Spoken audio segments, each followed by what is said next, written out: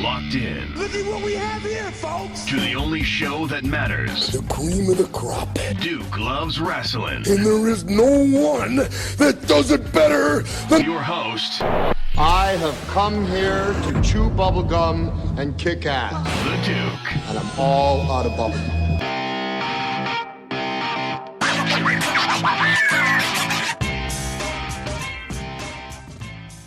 I'm Harry Burkett, senior writer with Pro Wrestling Illustrated. And I'm Kevin McElvaney, editor-in-chief of Pro Wrestling Illustrated. And you're listening to Duke Loves Rasslin. We are doing a special episode of the Duke Loves Rasslin podcast this week. Pro Wrestling Illustrated is the topic, a topic that is so near and dear to my heart. Listen, fellas, welcome. How we doing? Doing great. Glad to be here. Yeah, good. Took a break from Saturday gardening work. It's a beautiful day in suburban Philadelphia, and excited to do this. So wait, Kevin, are you the real Fresh Prince? Are you planning on leaving Philadelphia to head up over to Bel Air? I mean, I've lived in and around Philadelphia my whole life, so it's probably not going to happen. But I mean, if I find that I have, a rich auntie and uncle out there, then yeah, sure. That sounds great. Now, listen, Harry, I know that you're a guy that likes to keep things in order here. You don't want me to stray too far off the beaten path here, but I got to do this. So please, Harry, don't get mad at me over this, please.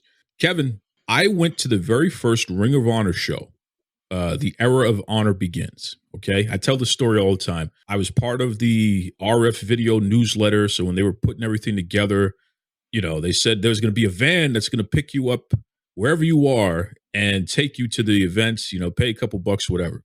So I loaded up in a van with a bunch of strangers from all over New England, New Hampshire, Maine, me, and Boston, Massachusetts. And we went and we enjoyed the show. And then after the show, we went to Geno's for a Philly cheesesteak. And I'm going to tell you something, Kevin, and Harry, don't get upset with me over this. I know that I'm kind of, being a little fresh here, but I live in Boston, Massachusetts, where we have steak and cheese subs, Kevin. And I'm telling you right now, that was the worst steak and cheese sub, whatever this Philly cheesesteak business is, with the cheese whiz that's not really cheese. I don't know what that stuff was. So, Kevin, you got to answer for this. What the heck is going on with this Philly cheesesteak business? Okay, so first off, you went to the tourist spot, and of the two tourist spots, it's the worst of the two tourist spots. So what you really want to do is go to, there's so many places you could go to. Tony Luke's, that's a popular one. Jim's Steaks, Steve's Prince of Steaks was a favorite of mine growing up. But really, honestly, any bar that you could go to and just ask them to fry you up a cheesesteak, it is probably going to be as good or better than those tourist spots. But your biggest mistake, in my opinion, was getting that's my dog shaking his collar in the background there, was getting the cheese whiz. Rookie mistake. So most Philadelphians actually get provolone cheese or American cheese on theirs. So that's your first mistake. Did you get the sauteed onions, the fried onions? I got the onions and all that good stuff. No one told me that I had an option for cheese. Harry Burkett, can I sue Kevin for not telling me this back in, 2001 or whatever it was? Can I sue Kevin for this? You might be able to. And you already know I'm not a Philly boy. I've worked in Philly. I'm from just south of the Mason-Dixon. We have a place called Chicken Man just down the street, and I think their cheesesteaks are great. So maybe I'm not the best judge. Well, the fact that you're calling it a cheesesteak when it's clearly a steak and cheese sub, that lets me know that I don't know if I can trust you too much there, Harry. I don't know. Maybe not. Food goes hand in hand with everything, including pro wrestling fandom. So that's pretty fun. Listen, fellas, Pro Wrestling Illustrated in the modern years here in 2021 is literally back on top. You guys are legitimately the number one pro wrestling magazine, not only in North America, but probably in the world here. And I want to congratulate you for your staying power and for finding a way to keep up with the times and be modern while at the same time maintaining your classic edge there. So Kevin, how does it feel, in the modern days for Pro Wrestling Illustrated to still be on top? It's surreal, and that word gets overused a lot, but there's no other way to put it. And I mean, I read the magazine growing up, and I read all the other magazines. I read not just the Weston family of magazines, but I mean, the WWF magazine, and then WCW magazine, which our company was involved with. It's hard to believe in this day and age. I mean, I've watched so many classic publications stop doing it altogether, or maybe they only publish a nostalgia product every now and then. But I mean, we're to the point where we actually have added in additional issues. We're up to 9 a year from 6. So there's an audience for it. There's a lot of enthusiasm around it. There are people who maybe didn't know that we were even still out there doing this, who read the magazine growing up, and they're really happy to reconnect with us. We get tagged a lot on Twitter or Facebook. Like, I just bought my first Pro Wrestling Illustrated since I was in middle school, or something to that effect. As much as I can, I try to respond to each of those personally, because that really resonates with me. It's such a pleasure to still be doing this after all this time, and I'm grateful that we're still around for so many reasons. Harry, you've been around at Pro Wrestling Illustrated. You were there during the Attitude Era, or at least somewhat the tail end there. So for you to go from that to where we are today, and all the ups and downs and what have you, to be so far up today, how does that feel? It feels wonderful and unexpected. I grew up reading the magazines during a boom period, the rock and wrestling era. And as Stu would say, they were selling the magazines like hotcakes. They had 4 monthly publications per year, at least 1 or 2 quarterlies they did each month. So producing 6 magazines a month. And, at the height of my time working for them in the late 90s, during the Attitude Era, we were doing 60 magazines per year. PWI was 13 issues. We had Inside Wrestling, The Wrestler. We had quarterlies. Well, the quarterlies became bi-monthlies. It got so hot. Wrestling Superstars, Wrestle America.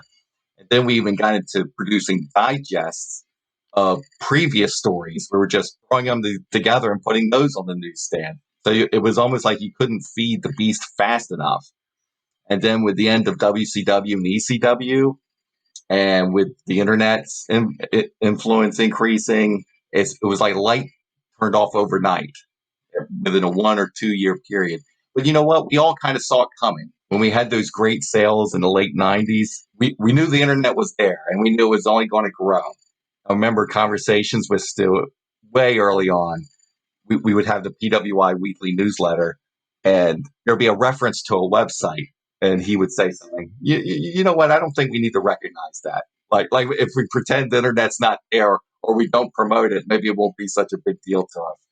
That was just in the very early going. And then a sort of a dark moment for me, I've never even mentioned this to Kevin, I would say it was in 2013, and he remembers this as well, when PWI went from 12 issues to 6 issues. And when Stu called and said, well, we're going bi-monthly, this feels like the beginning of the end. And in my mind, I just says, you know what? PWI has been good to me. I've enjoyed it. I'm going to be a loyal soldier to the end. I'm just going to ride this out, because in my mind, there was a definitive end. And so 2014 came and went, 2015, 2016, 2017. And then Stu mentioned, the 500 did pretty well. That issue did pretty well. And I was thinking, well, it doesn't sound like we're going out of business. And in fact, we figured out we were on the upswing. And the same internet that seemed to doom us at one time is at least helping us make a comeback. Social media has been great. And now I feel like we're sort of thriving. Everything's relative. But I don't know of any other magazine in any other field which has increased its frequency. So I'm feeling really good about it. And it's quite a different magazine from the one I worked on 20 years ago. And I think that keeps me engaged, that I'm not doing the same old thing all the time like I used to do. Well, that's for sure. I mean, if you're the same as you were 20 years ago, that's a pretty big problem. That means that you're not growing. And I truly believe that growth is a part of living. So if you're not growing, then you're slowly dying. And that is just not what we want here. Now, Kevin, as the editor-in-chief, how long have you had that position now? Just over a year. So Stu let me in, and he was very discreet about it. Most of the people at the office did not know, who work on all the different publications there, that he was thinking of retiring. So he kind of said, let me know when you're free, and I'm going to go out to my car and call you on my cell phone. It was very okay, what's going on here? And he said that he was thinking of retiring, and would I be interested in replacing him? And I couldn't believe what I was hearing. And I mean, I'm sitting in my car outside of my job where I mean, it was a good job, but it wasn't something I was passionate about. And yeah, of course I'm interested. So then it was just about coming in to meet everybody else and make sure that I was a good fit for the company. And the further that process went along, Stu was just, okay, I'm feeling really good about this. And he started to train me last March, and he stepped away and formally retired at the beginning of June. But by that point, I mean, he was getting bored. I mean, he was just, cleaning the office and things like that because he was out of stuff to do. And he's like, well, you've got this. So I'm just going to kind of hang out. And that's not Stu. Stu is not a slacker. He's always doing something. It's just been unreal. I mean, I've been with the magazine, not consistently writing articles, but since late 2006, I believe. And Harry was actually my direct line of contact and editor at that point. So, I mean, to be editing him now if you had told me that all those years ago, I wouldn't have believed you. And things did come full circle with this magazine that I, read as a kid growing up, reconnected with as I got a little bit older and got back into wrestling in a big way. And now to be helping it grow and change and thrive, as much as we can, it's amazing. It truly is amazing. And for me to be in a position where not only have I watched what's been going on PWI my entire life, I mean, 38 years old now, but to start Duke Loves Rasslin in 2016 and to have Harry come on behalf of PWI. I mean, Harry, you literally are one of my top 5 guests as far as how many times you've been on the show. There's only Lavelle Porter from Black Rabbit and WrestleZone. There's Big Vito Lagrazo, Sean Reed, who is he is a combat sports analyst. Thunder Rosa, which you guys have been covering her. She's one of the top wrestlers in the world. And then there's Harry Burkett. So it's really a thrill for a magazine that I've been checking out my entire life to have representation come on this show and be with us throughout our growth. It's been fun to kind of see PWI grow in so many different ways at the same time. In fact, I want to take a step back because in order to understand my relationship with Pro Wrestling Illustrated today, I think it's really important for folks to understand my relationship from the beginning. And the perspective here really matters because there is something that happened centering around the PWI 500 a couple years ago that coincides with Kevin becoming the editor-in-chief and coincides with what you see today and the amount of growth that's happened in PWI. So this is all relative here. So we're going to go behind the scenes, folks, and we're really going to talk some inside baseball here, some stories that very few of you listening right now have ever heard before. So let me take a step back. My first memory of being alive is literally, and Harry, you and I have talked about this before offline, literally Ric Flair versus Harley Race at Starrcade in the cage. And that's November of 1983. I was born in December of 1982. I don't even know how it's possible that that's my first memory, but it is. It absolutely is. I've been a lifelong wrestling fan. My father is from Mississippi. They, pro wrestling was a big deal to them down there. My mother could take it or leave it, but she didn't mind it. And as a kid growing up, because pro wrestling was something I was so interested in, it was utilized as a tool to kind of keep me out of trouble. So if you want to watch wrestling, you got to get your studies done. You got to get your chores done. You know what I mean? If you do that, then you can't watch wrestling. So it was a very big deal to be able to kind of, in order for me to consume this thing that I was really interested in, I had to kind of keep my head straight. And it stuck with me my entire life. But in terms of PWI, when I first started learning how to read, it was a little different. I learned how to reading once I learned my ABCs, I learned how to reading the Boston Herald and the Boston Globe. I would have to read our local newspapers and then literally sit there and talk about what I read with my parents. And I mean, come on, you're talking about a kid who's, 5, 6, 7, 8, and he's having discussions about whether or not George Bush is going to beat Michael Dukakis to become president of the United States. I mean, what the hell does a kid know about that, right? But that literally was how I learned how to read and how I learned how to develop critical thinking skills and things of that nature. So it was the Boston Herald, the Boston Globe, and then it was Pro Wrestling Illustrated. And when I say Pro Wrestling Illustrated, I'm talking the entire family of those Western magazines. So Kevin, just like how you mentioned earlier, you know, your Inside Wrestling and all these other different types of publications, those publications are partially responsible for my vocabulary and my ability to critically think. I learned how to read from those publications. So those publications have been with me my entire life. My father would go to the newsstand, make a big deal about, okay, go ahead and go, you know, pick out your wrestling magazine. He always called it wrestling because of his thick accent, Mississippi accent. And I would do that. And I would flip through and look at the pictures and be all excited about that. But then I would actually have to sit down and read it cover to cover and then discuss it.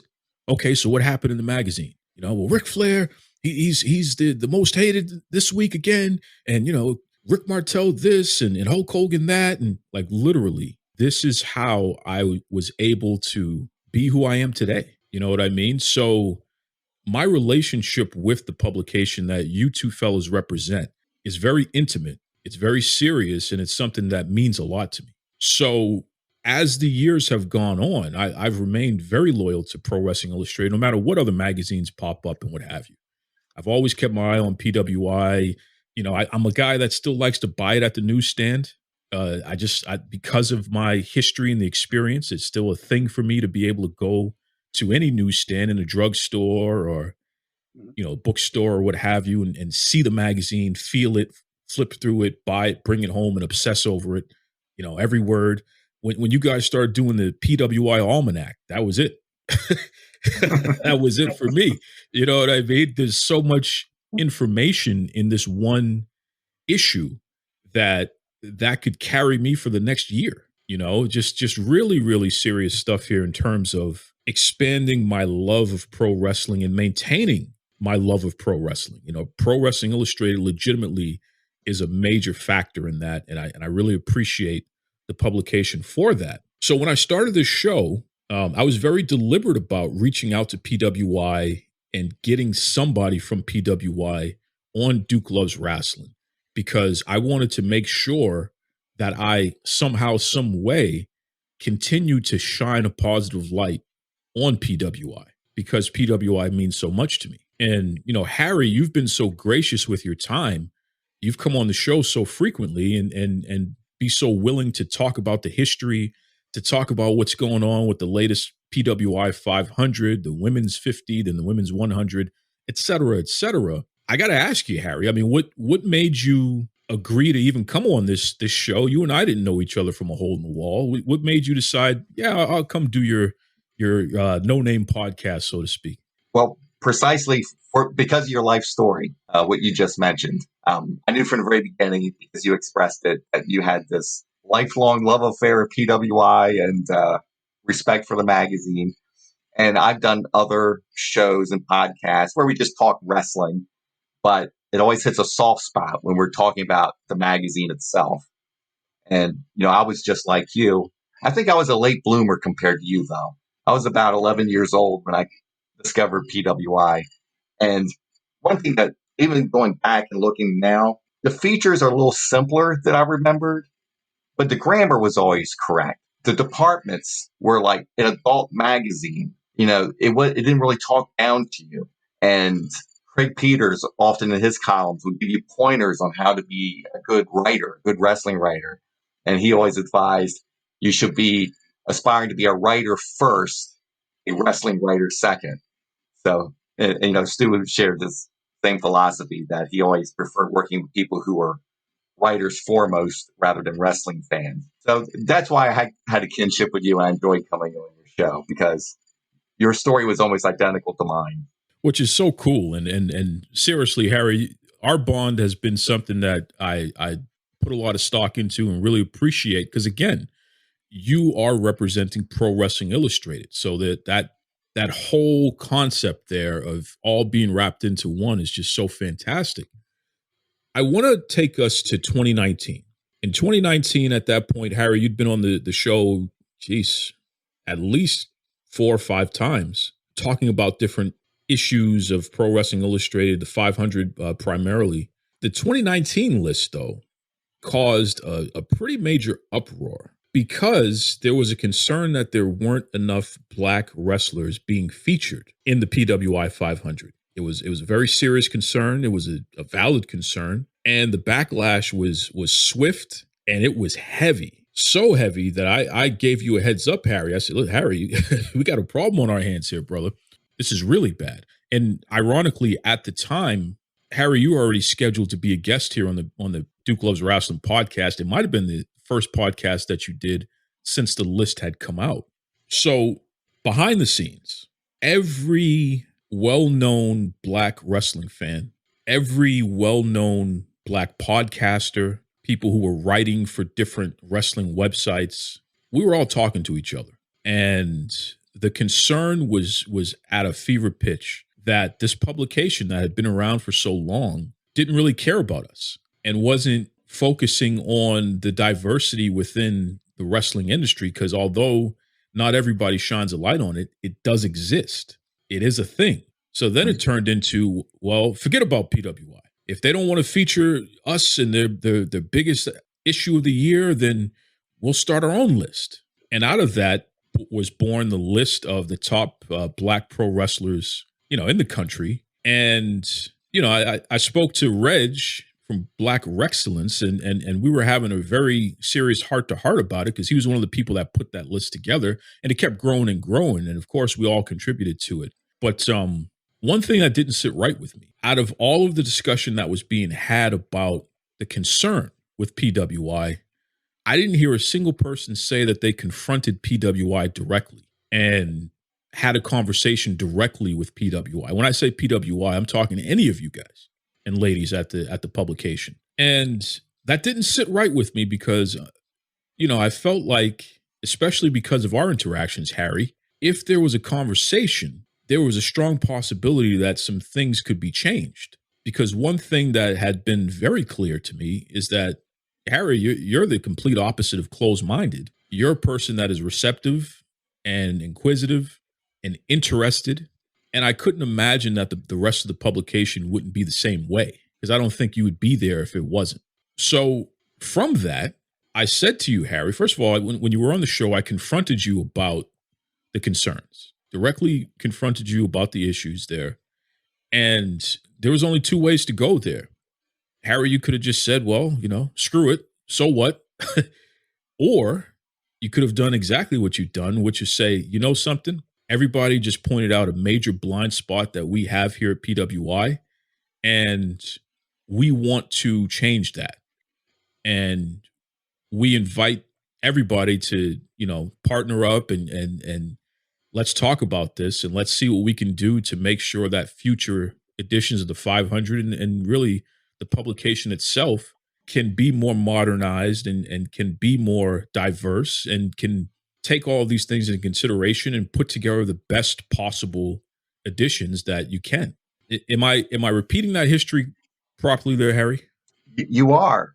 And I was aware that there was some talk of that, here and there every year. And I have to admit, I didn't really take it that seriously because I had a lot of confidence in our process and the people contributing to it. So when you mentioned the Rexcellence 250 and Righteous Reg, just the sheer number of 250 African-American wrestlers, and that we had allegedly overlooked so many of them, I didn't really think of it in the social context. I just thought of it as a wrestling nerd, of a blind spot, because I knew that was always one of Stu's concerns, that, are we missing anybody? We only had so many freelancers. We have a freelancer in New York. We have a freelancer like me in Maryland, but we don't have them all over the country. So are there entire parts of the wrestling scene that we're missing? And historically, that has happened with PWI. Going back to the 1960s, it was a very New York-centric magazine. It was all about Bruno, not so much NWA and AWA. Growing up, I was frustrated that I couldn't read about the West Coast wrestling scene, what was going on in California or the Northwest, but it's because it was a New York-based publication. And that's how this struck me. Oh my God, we're missing something. So I did email the list you provided to me to Stu, because I knew Stu would seriously consider it.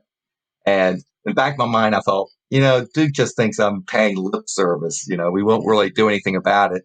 And quite frankly, I couldn't promise that we would do anything about it. I trusted Stu. Could you please look at this list and see if we're missing something big here? And, at that point, I didn't work with Stu in the office anymore. So I didn't really get a heck of a lot of feedback other than email about it.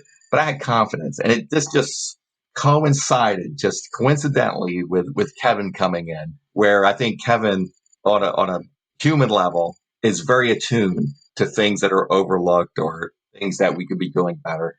And I think he just picked up on that right away. And I think everything happened at the right time. And it's funny, when you told me that we had this conversation in 2019, it seems like so long ago, because so much has happened.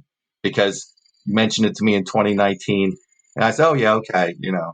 If you told me this in 2020, bam, it would be an entirely different conversation. And it's interesting. And thanks to you, I feel like we kind of got a heads up on everything happening today.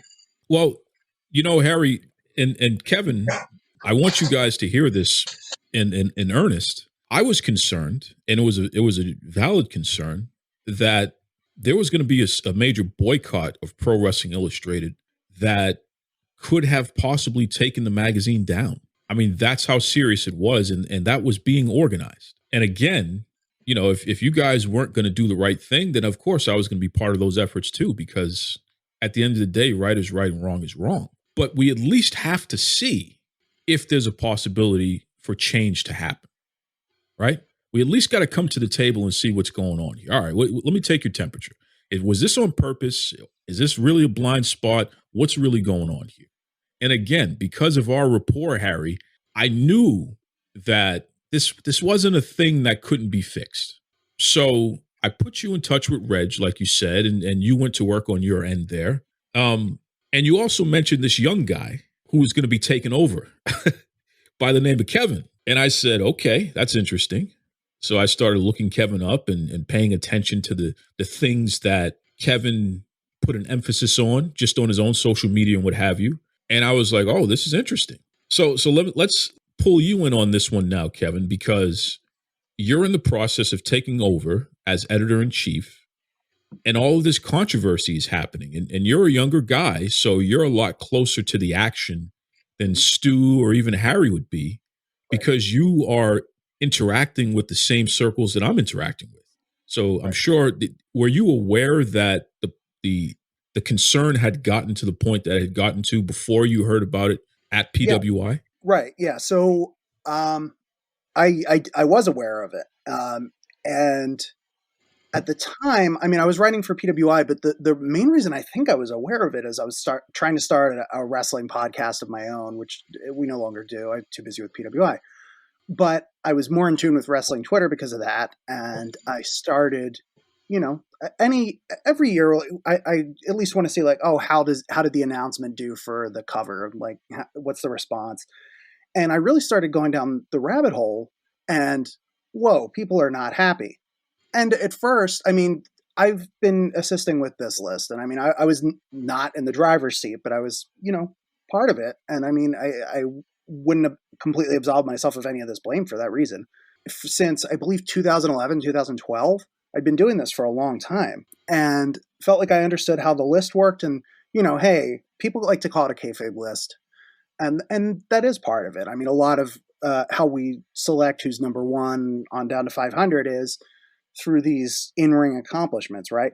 And hey, we're just doing what the business says. So the first thing, when people say something like that, I think in my mind, oh, I feel like I'm being attacked. And I thought, you know what? Wait, why am I going to go and get defensive here? I never said a negative word back to anybody. But, naturally, when people are saying oh, PWI is irrelevant and blah, blah, blah, oh, I'm so angry. But then you dig into why they're upset and you look at, wow, you know what? This is a really low percentage of Black wrestlers, of LGBT wrestlers, of any kind of wrestlers of color on this list. And yeah, some of that is a problem within the business where there are not enough opportunities, but that's kind of passing the buck. And the more I read it, it's like, wow, this person who was not even on our radar and who's thus not on the list has 3 championships that are pretty influential. And this person has an incredible win-loss record and won this tournament. And these people who unquestionably have all the requirements that would place them on the list, but just were not on our radar, or were maybe in some cases they were on our radar, but they were in the wrong part of the country where we like, oh, well, that promotion, I haven't heard of that as much.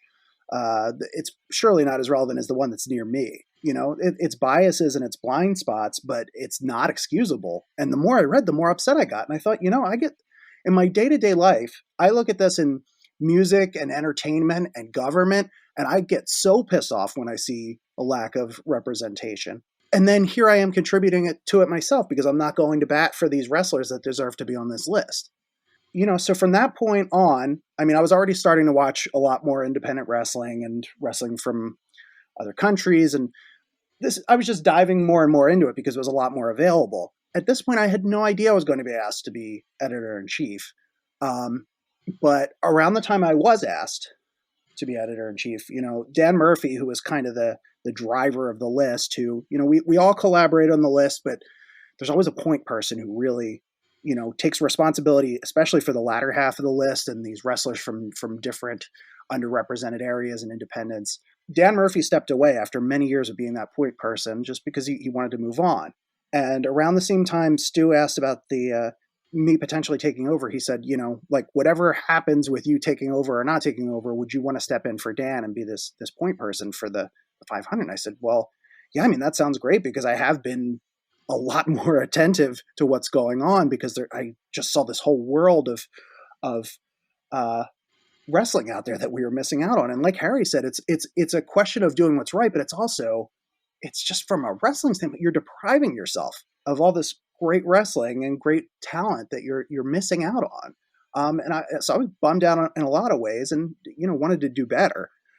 You know, after that whole backlash against us in 2019, when I went down that rabbit hole and had that initial defense of, oh, they don't know how hard this is. And like, why are they saying that we're terrible? We're just following our own criteria and such, you know, and then before I stepped back, that was my initial just internal reaction. And I thought, you know, that's wrong. You have to take some responsibility in this.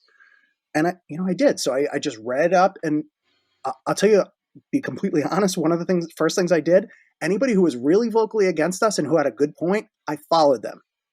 I followed Righteous Reg. He was one of the first ones. I followed Eric Shorey, was very vocally against us. DJ Accident Report. He had a lot of great things to say. Just so many other people. I don't want to start listing them out because, you know, of course, Duke, you were on there as well. I don't want to leave anybody out, but I started following all these podcasts and journalists and just fans who were vocal about the problems within our list. And I thought, like, these people know what we're missing. I would be an idiot if I didn't listen to them. You know, it's from a fan standpoint, from a journalistic standpoint. So I did that. And one of the first things I did after I came in as editor-in-chief was start extending some olive branches to some of these people who had put all these wrestlers on my radar. And I mean, that's how Righteous Reg started contributing for us. And I mean, he talk about an open-minded guy who just wants to make things better. I mean, he was immediately receptive to it. And I even like I wrote like a novella in a Twitter DM to him. And I said, look, if you just want to tell me to get lost, tell me to get lost. I get it. Like, you can have your list with or without our involvement.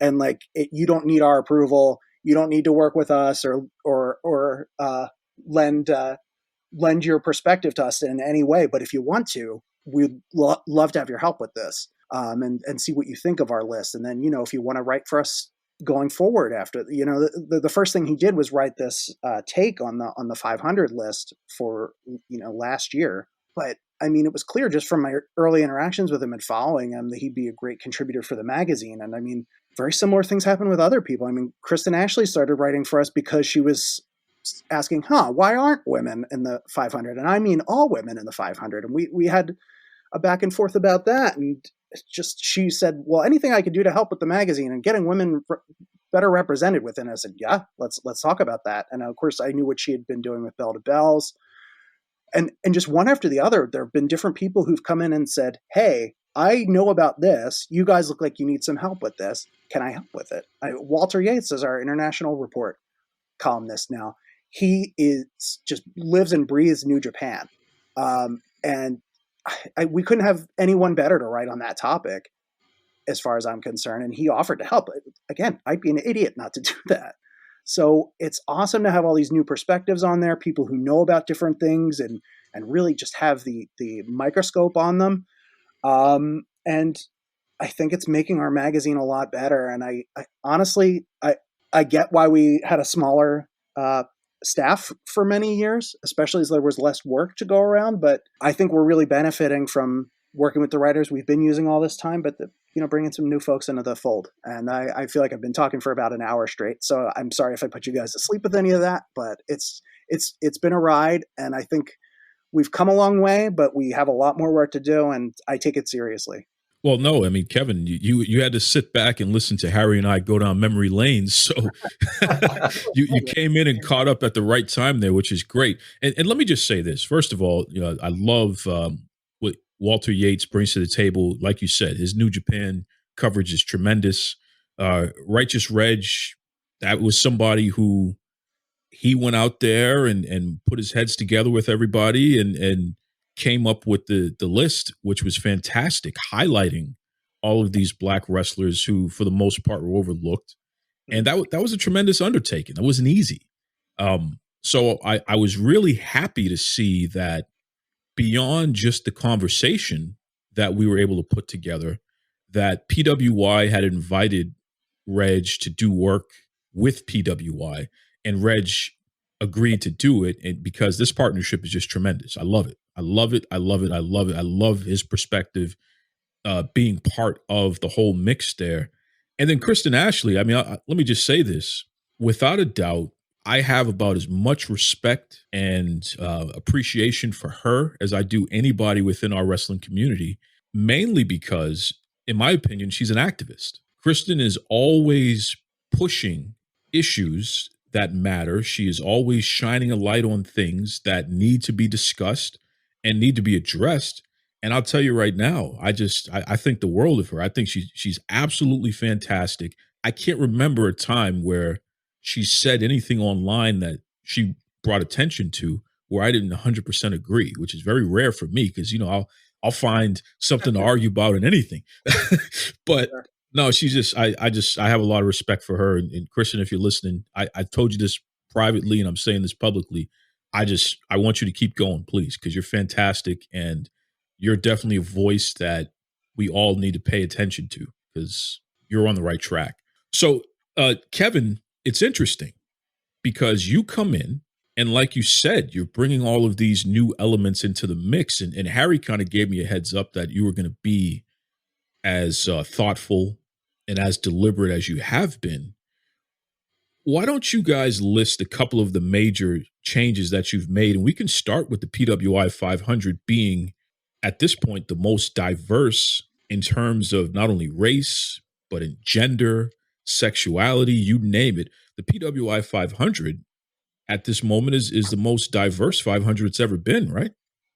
Yeah. So, I mean, the first thing is people drawing the lack of diversity to our attention, and that it was such an issue. And hey, look, you're not just listing who's out there, you're leaving out some really important people. And I mean, that's honestly, I mean, when we got Reg involved, it was as much as that we wanted his perspective as it was to say thank you. And I told him this. I said, like, look, you've already done a ton of research for us. You've made it so much easier for us to make this list next year, or well, this year, I guess at this point it was 2020.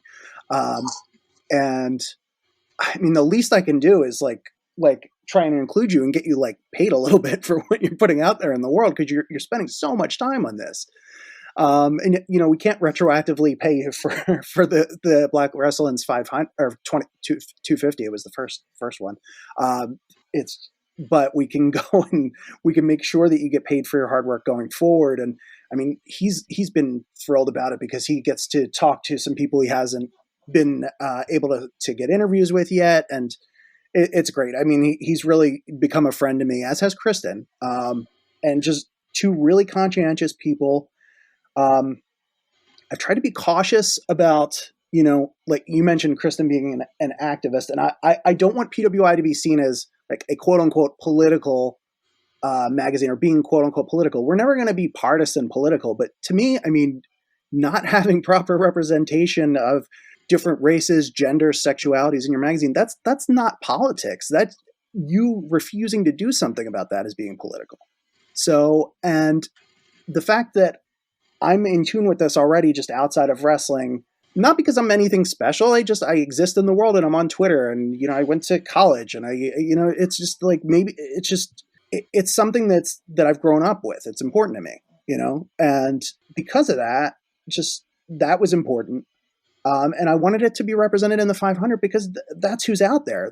I mean, and the other reason that this was able to happen the way it did, I mean, the credit goes to the wrestlers themselves and these promoters who were giving them opportunities. I mean, if you look at the representation for LGBTQ wrestlers who have been historically pretty underrepresented in the 500, as in the business, I mean, part of the reason that there were so many more included is because you had things like you had the Butch versus Gore show, which has spun off into a promotion now. You had the Rise, Pride, and Joy show. You had these specific events that were meant to highlight these wrestlers. And from there, they ended up, going and winning championships or having other prominent matches, just being singled out for those particular shows because they were landmark events. And I mean, you also had, as far as race goes, I mean, you had events like For the Culture and Black Wrestlers Matter that are singling out Black wrestlers around the U.S. and I mean, if not for the pandemic, probably globally as well. It's just, there's so much good wrestling out there. It is easier than it has ever been to see it. For our magazine to not acknowledge that, I mean, growing up, that's what I loved about PWI. There were wrestlers I had no idea. I didn't know who Tony Anthony was or Hotshot Eddie Gilbert. I mean, these are people who would not have been on my radar if not for PWI, right?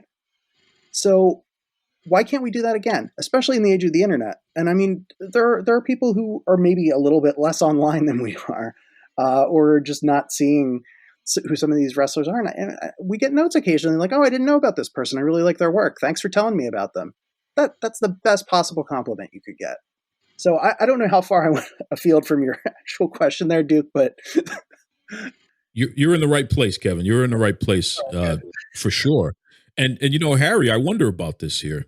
As we see PWI evolve into what it is today, I can't help but feel that it coincides with the entire United States of America and really worldwide, where bringing issues to the forefront, doing what needs to be done in order to affect change, and then working together to establish that change and really establish a new standard. That's what's happening around the world in various levels here. And PWI, that's exactly what happened, especially in the case that we're talking about now. I mean, does that make sense, Harry? Yeah, I feel really fortunate that everything seemed to fall into place at exactly the right time for us, and that we don't feel like we're a step behind now.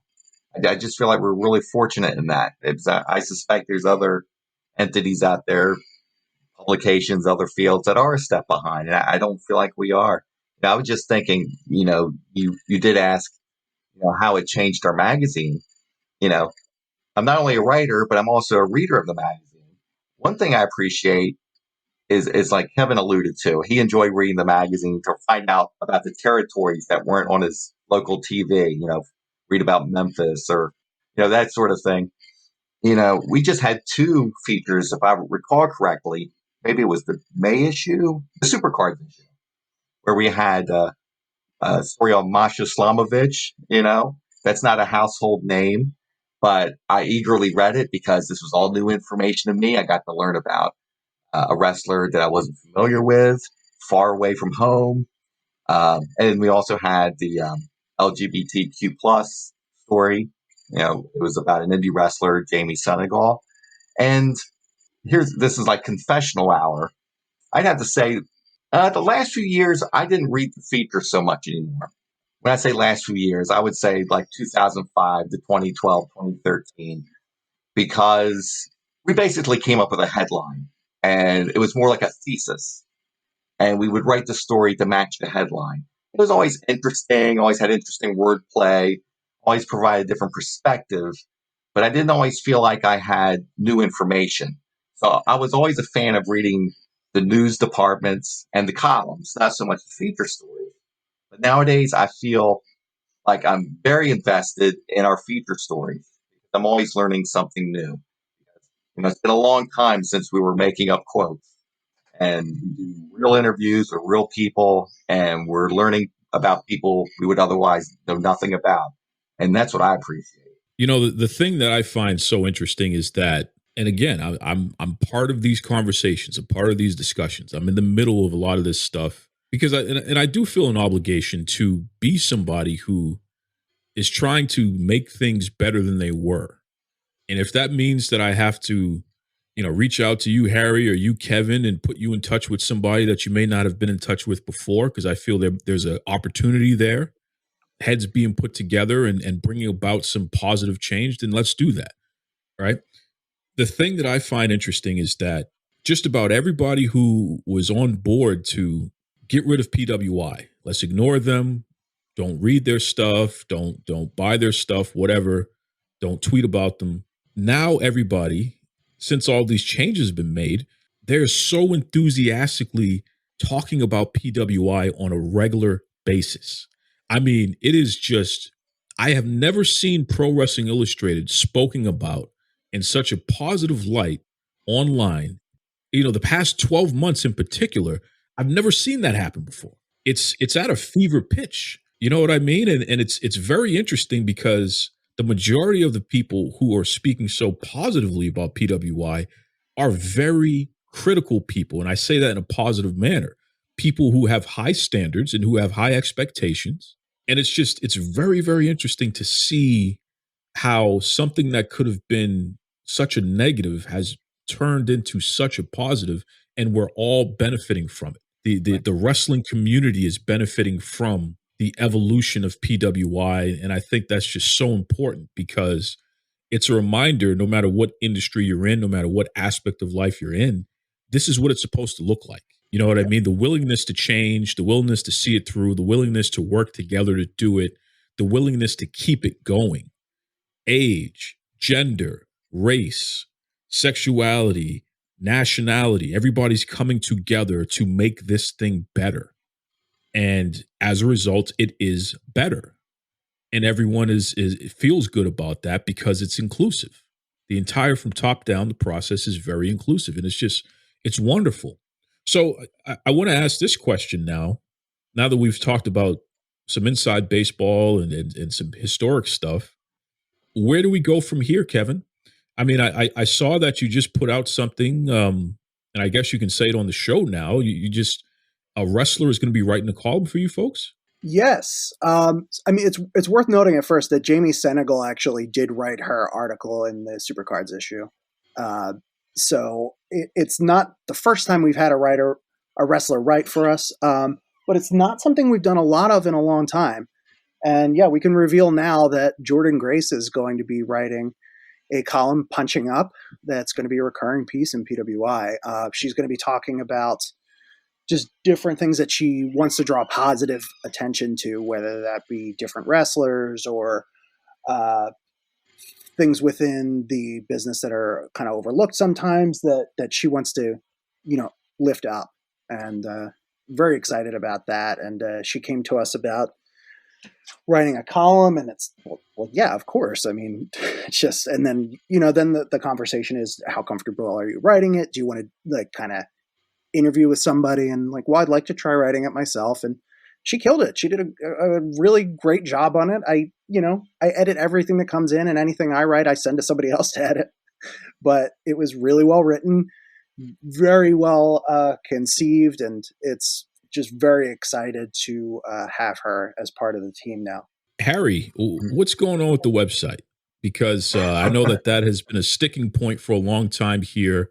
The Pro Wrestling Illustrated website, it's, for a while, there really wasn't much being put up. Now there's far more information being put up there. But where do we go from here with the website, Harry? Well, I'm not as actively involved with the website as Kevin is, obviously, but I can just speak to the fact that we were astonishingly late to the game for even having a website. And the basic format has not changed in all these years. I know Kevin's working hard on that. If you're a PWI fan, there's plenty of reasons to go to the website. You have the PWI podcast, which is available. We work hard on these weekly ratings that Kevin uploads every Friday. There's a lot going on with the website. You can see every cover of PWI, ever produced. But we expect exciting things. The main man, Kevin, he's spearheading that movement. So hopefully he can work with the geeks at Kappa to get it done. Yeah. Good luck. Well, Kevin, why don't you let everybody know, since we're talking about it, why don't you let everybody know what the website is and also all the social medias, Facebook, Twitter, Instagram. Why don't you let everybody know how they can check out PWI online? Yeah, so PWI-online is the website that, like Harry says, has all those cool features, more information about the magazine. You can buy whatever back issues we still have left that are for sale. Heads up, anything before year 2001 is long sold out. And if you just want to get the most recent issue or subscribe quickly and you want a slightly friendlier user interface, you can go to getpwi.com. Again, slowly working amidst trying to put this magazine together to get the new website online sometime this year for sure.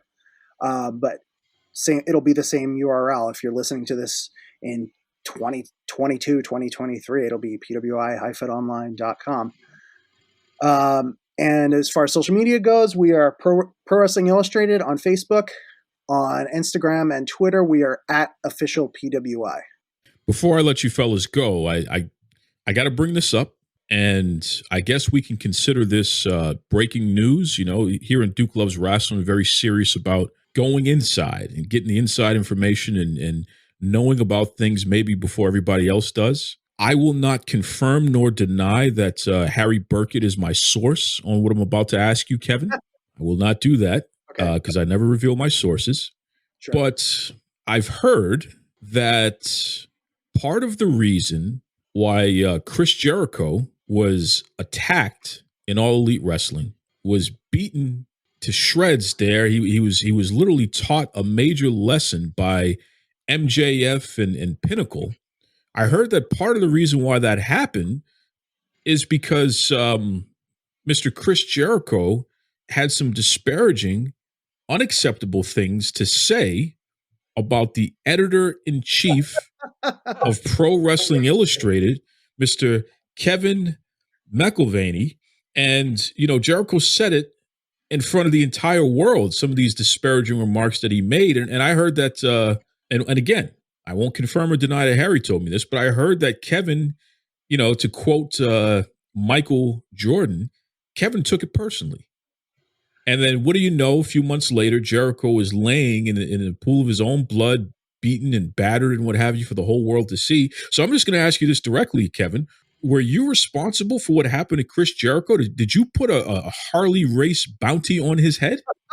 Okay. I will say this. Chris Jericho called me a moron live on Dynamite because he was ranked number 3 in the 500. Wasn't expecting to hear it, but there it was. He pronounced my name correctly, so good on him for that. I will neither confirm nor deny that any kind of beating was ordered, but I will say that I've spoken to MJF and FTR in the past. We're on good, friendly terms. They are big fans of PWI. If they wanted to go and take care of some business on my behalf, it's entirely possible they did that. There's no truth to the rumor that MJF is getting his own column. No, I don't know that anybody wants to read an MJF column. It's going to be that might have been the reward. Self-aggrandizing, yeah. That's no.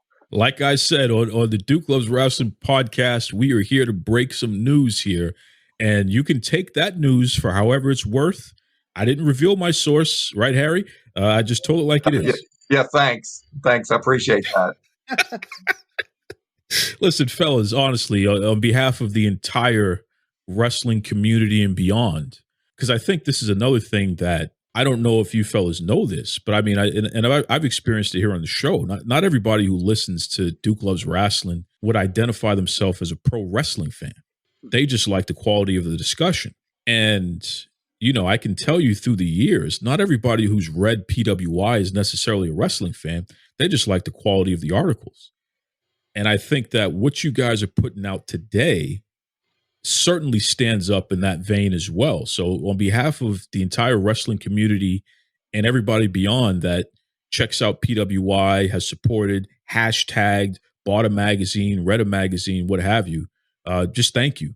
Thank you, Pro Wrestling Illustrated, Kevin, Harry, the entire team over there. Thank you for all that you've done and all that you'll continue to do. Well, thank you, Duke. And you've been such a big advocate for us over the years, and you haven't been afraid to hold our feet to the fire, which I think is equally important, because if you love something, you want to criticize it when it's necessary. And I invite people to continue to do that. If you're on Twitter, I mean, my account's linked right from the PWI account. Approach me directly. I get busy. I can't respond to every message right away, but the only way that we grow and learn, or, you know, we're certainly never trying to put anything out in the world that makes it worse than what it is. So never, ever hesitate to call us out, to call us in, whatever, to tell us how we can do better, because that's the only way we get there. And if people hadn't been doing that in 2019, I don't think we'd have the quality magazine we have today. And, you know, beyond that, just if you love PWI, keep buying it, subscribing. I mean, whatever way you get it, it's great and helps us. But, you know, like any other magazine, we're doing well today, but, you know, the future is always unwritten, and your support helps keep us going. So thank you. Thank you, everybody. Thank you, Duke.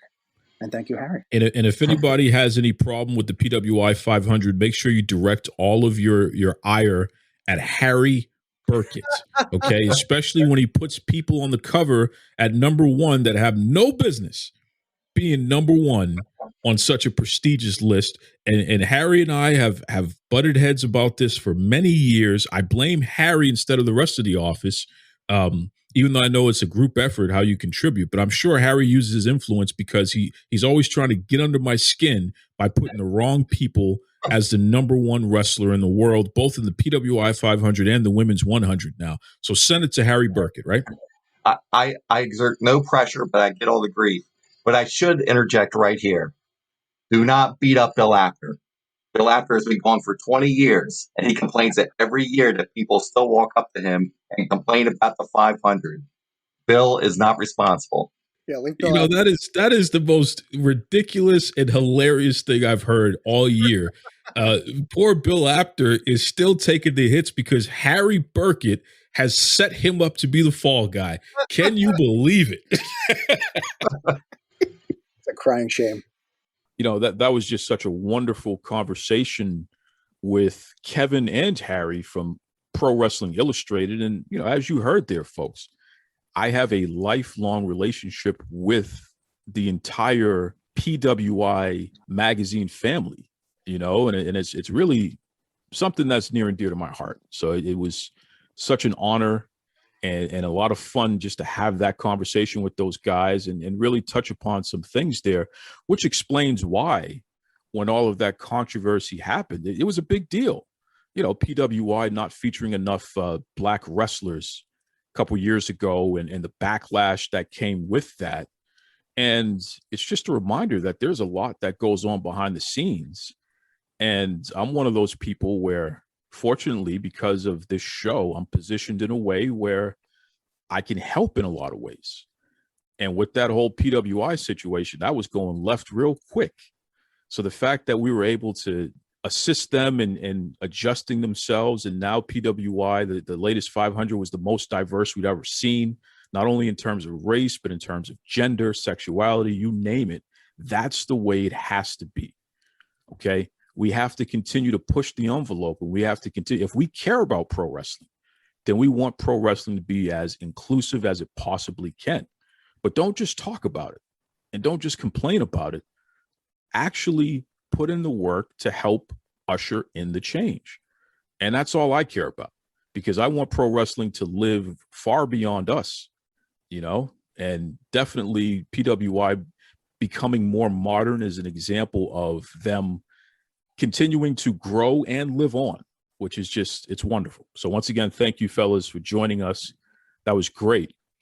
And, I'm going to keep this train going. Originally, I was going to just end it on that note. It was just going to be a PWI episode, but I was put in touch with somebody that is just so impressive and has such a great life story going for her. And truly, in a very short amount of time, she has made quite the impression in the wrestling industry. And, here at Duke Loves Rasslin, I'm very serious about featuring up-and-coming stars because they matter, right? And we have to do that. We have to continue to do that. Once again, if we care about this industry, then we want to make sure we feature that next generation who are poised to make it happen and continue on the traditions here.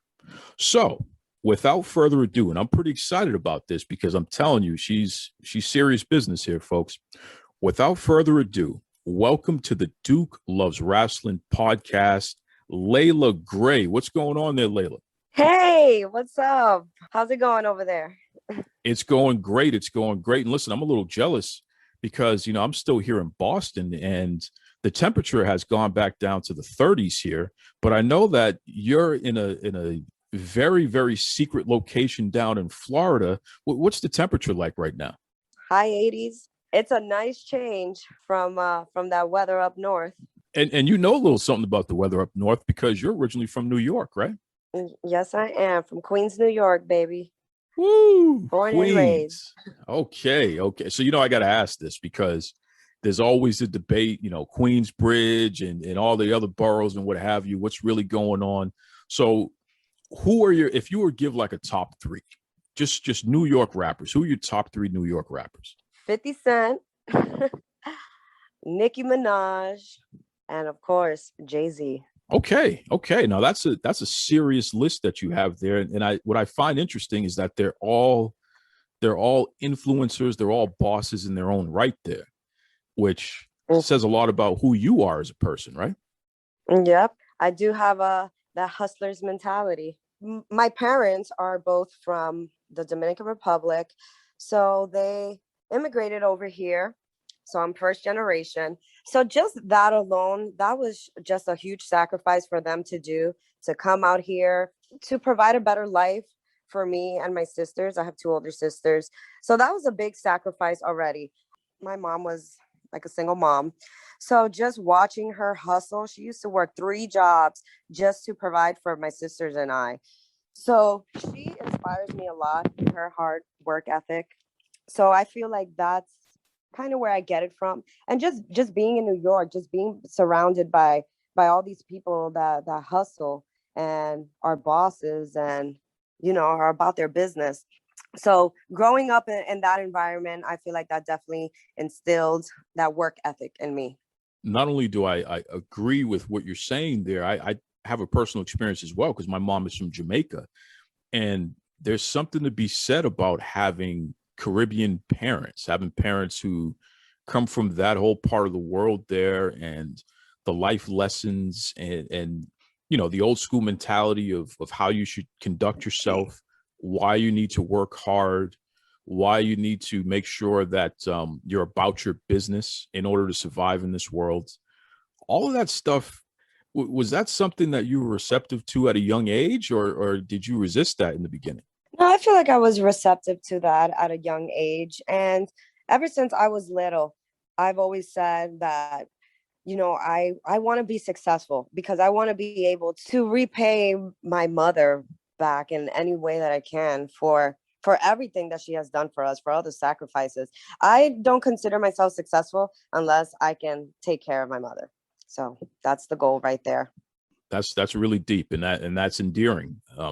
I'm definitely somebody that's very close to my mom as well. So I hear that 100%. That's wonderful to see. But I will say, though, at least from what I can see, you have been very successful in pro wrestling, especially considering the fact that you haven't been in the industry that long. I mean, you started training less than 2 years ago, right? Yes, less than 2 years ago. It's been like a year and a half that I've been training, and I've made my debut in October. So it's been about 5-6 months of me actually working and, getting out there, getting my bookings. So it has not been that long at all, but things have just started taking off so fast. It was just, whew, I wasn't even sure if I was ready. Well, listen, Layla Gray, you're a pretty modest person, which I do appreciate that quality. It's clear that you're humble, but it's okay to brag a little bit. I mean, what are some of the promotions that you have, had matches in just since October here, since you've officially debuted? Why don't you tell everybody where you've been so far? Absolutely. So my most recent and biggest accomplishments thus far has been for AEW, for All Elite Wrestling. That is just a huge opportunity, and it just makes me so proud because I got that opportunity all on my own. I didn't have anybody talk to them for me or anything. I got discovered off of social media. So just me promoting myself, posting a lot of exciting clips of matches that caught their attention. So that has been my biggest accomplishment thus far. But I have also had the pleasure of working for other great promotions as well, such as Mission Pro Wrestling. Mission Pro Wrestling is so amazing. It's so empowering. And I'm just so happy to have been a part of that. Mission Pro has been on my list of goals, basically, to accomplish for 2021. And I'm just so excited that I got the opportunity to work for them. So that, to me, is also a major accomplishment. I've also had the pleasure of working for Pro Wrestling 2.0 with Alex Porto. That has been great. He has taught me a lot. He's someone that's great to talk to, always has advice, always wants to help. So those have been my favorite companies that I've worked for thus far. And it's not stopping there. I have a lot of upcoming things as well, which we'll get into.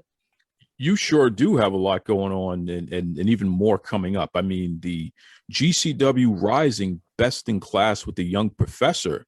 This is an up-and-coming talent showcase. It's happening Friday, April 9th, 10 a.m. at the Egypt Shrine Center in Tampa, Florida. And this is just another feather in your cap, to be part of such a big-time showcase like this card here at GCW. And it's really interesting because, anyone who listens to the Duke Loves Rasslin podcast, that the folks over at GCW, they're friends of the show.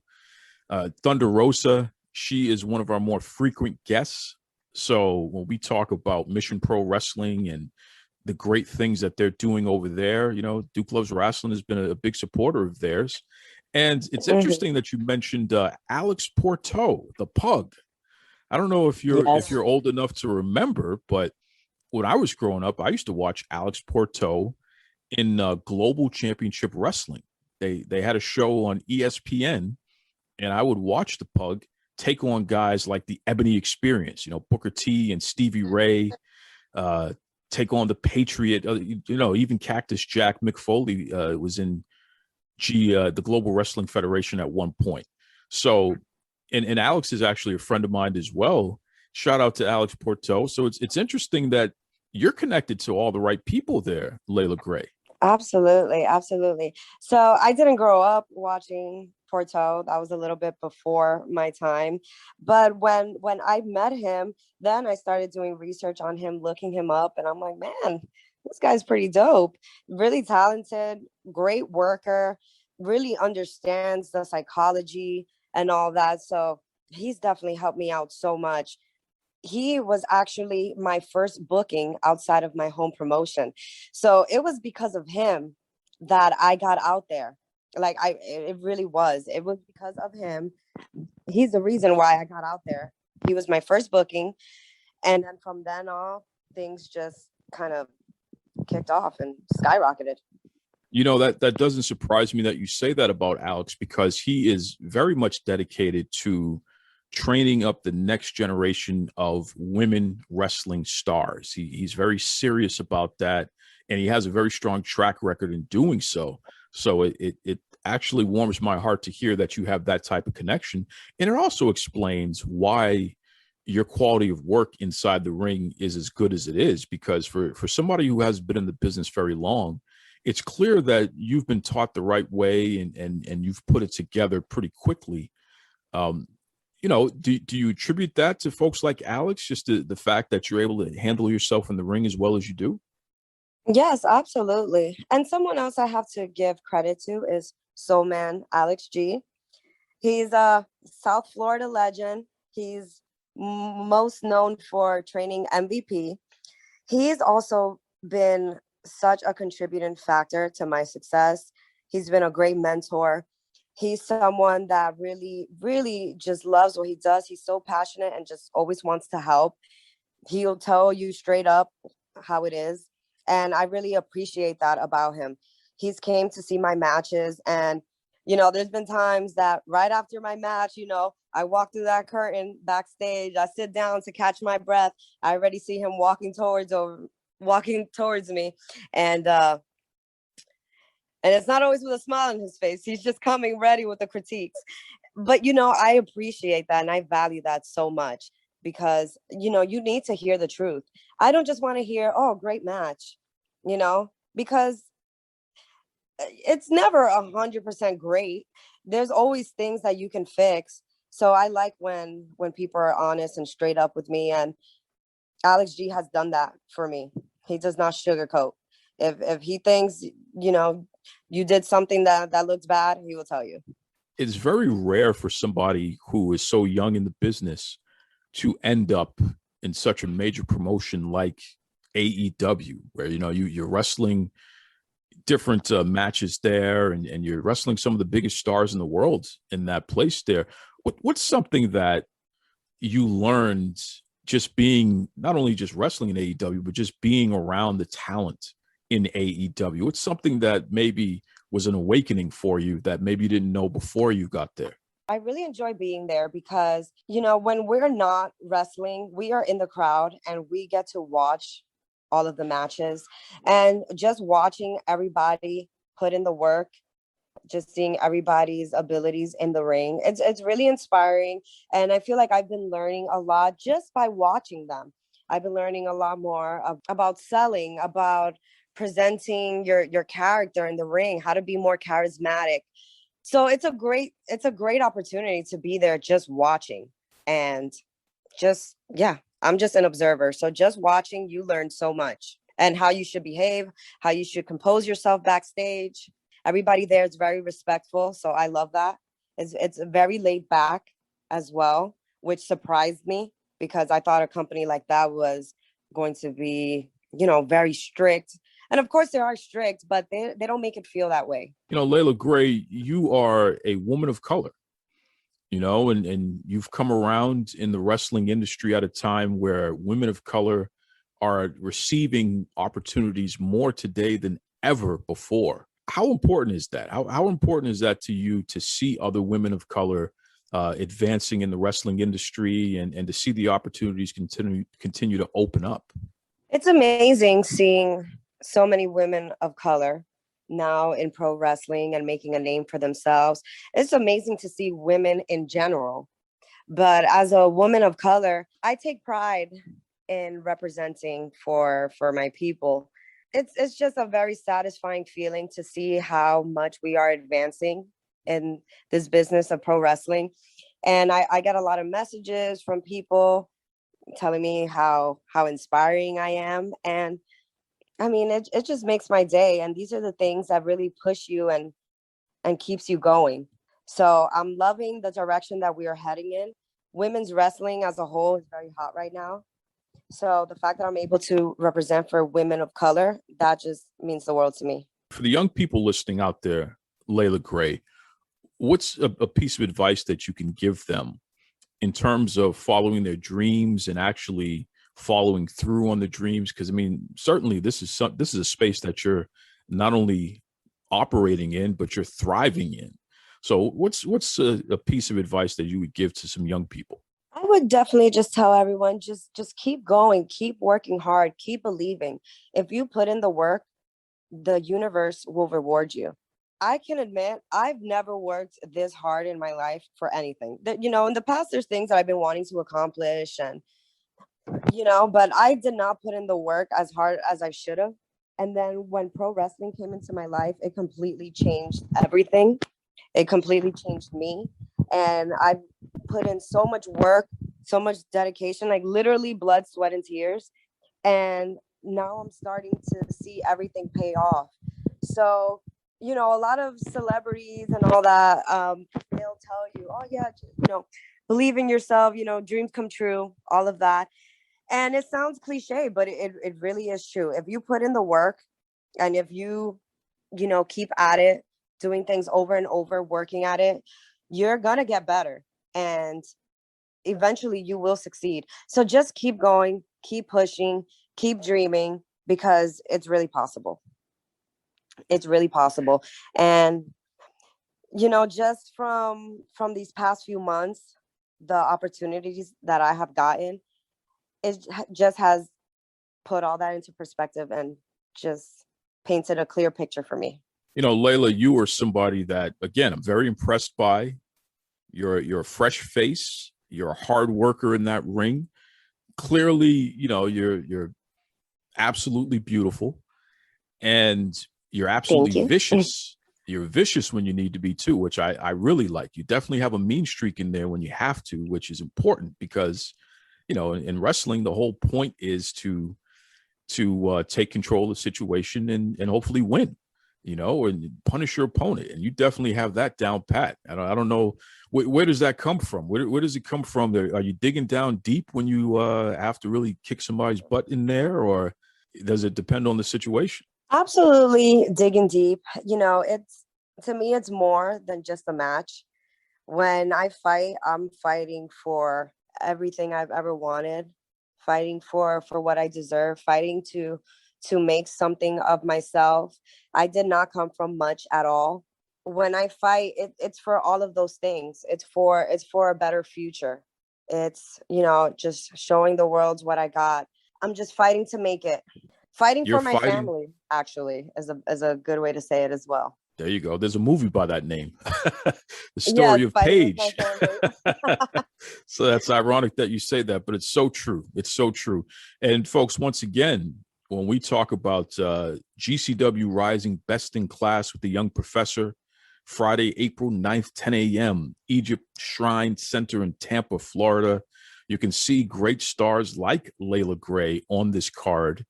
And I'm pretty certain that if you keep, tuning in to your favorite wrestling shows, not only on TV, but on YouTube, you're going to be seeing even more of Layla Gray because she's undeniable. You know what I mean? You can't stand in her way. You can't stop her. This is a force to be reckoned with in the pro wrestling industry. There's no two ways about it. Layla, why don't you let everybody know?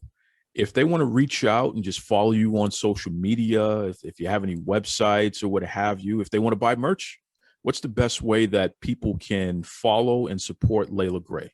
I am on Instagram, Miss_Layla Gray. So MISS_Layla Gray. That's also my name on Twitter as well, Miss_Layla Gray. And my Facebook fan page is Miss Layla Gray. So Miss Layla Gray, everything basically. You can find me Instagram, Twitter, Facebook, and YouTube, where I like to post my recent matches. So check those out. And for merch, I usually sell merch on my social media. So people see me post about it on there. And Pro Wrestling Tees store opening up shortly. So everybody, please look out for that. I mean, once again, folks, she is very young in the business. So just the fact that so much is going on in such a short period of time and she's still putting it all together, but it's all happening at the right time in the right way, which is really what I'm most impressed with. I mean, Layla, you are beyond your years. And I think that you have collaborated with the right people. I think you have the right mentors. And more importantly, you have the right sensibility just as an individual. So I'm very excited to see your career continue to blossom because I believe in you. you know, and I know that you're going to do some great things in the wrestling industry. No two ways about it. Here on the Duke Loves Rasslin podcast, everybody knows I am a foodie. I love food. Can't live without food, obviously, but I'm a person that is very, I feel like when it comes to connecting with people, culture is very important, and what's more cultural than music and food, you know? So before I let you go, I got to ask you this. If you're hosting and, you know, you get to decide what's going to be on the menu here, what is Layla Gray's favorite Dominican feast? All right. So forget about diet, or if you had to, you know, work out or whatever, just if you're going to indulge, what's Layla Gray's favorite Dominican feast? Anything my mom's cooking basically is my favorite Dominican feast. She just makes great food, everything. But I do love me a Dominican breakfast, and that is mango, salami, and queso frito. It's a fried cheese, salami, and like the mashed plantains. I'm sure you probably know about it. That is my go-to, and it's delicious, and that's definitely what I'll be serving up. Well, you know what? I got to say this. Of course, I know exactly what you're talking about, and I just found something in the past year that knocked me over. You ready for this? Plantain pizza. So the crust is actually plantain. Have you ever seen that before? I saw this. I saw this on Facebook on like BuzzFeed or one of those. Yeah, one of those videos. Yes, I saw it. And instead of pepperoni, they put salami. Yes. Oh my God, that looks amazing. I actually have it saved because one day I said I'm gonna make it. Well, I guess we'll see. I guess we'll see if that ever happens. But I do have it saved on my phone in case one day I ever decide to try it. But it looks delicious. I'm gonna make a deal with you, okay? And this is exclusive here on the Duke Loves Rasslin podcast, everyone. Layla Gray, when you make this, will you promise that you put it on YouTube? Because we got to see you put this thing together here, or at least we got to see you do the taste test. Can you promise that you'll do that? Yes, absolutely. I'll make a whole video and everything of me making it and me tasting it and giving a review. And I'm honest. If it sucks, it sucks. This is Tony Schiavone, and we're desperately out of time on Duke Loves Rasslin.